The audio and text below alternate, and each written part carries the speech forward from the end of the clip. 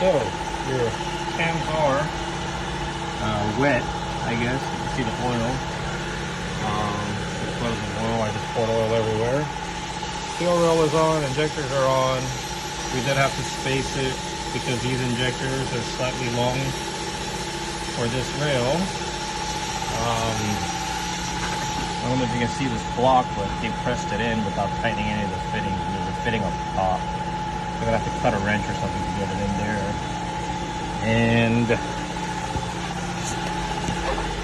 that is an oil drain for your head or your VTC or whatever you want to call it. And that is supposed to connect to there. I'm missing that, so I'm gonna have to order that.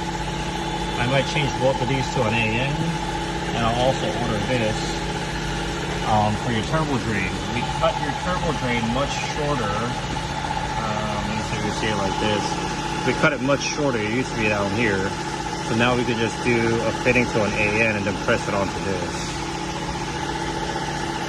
And your oil feed is done. One side of your water is done. The other side is open. And your manifold's tight, your turbo is tight, gasket, and then we're gonna still figure out the outlet.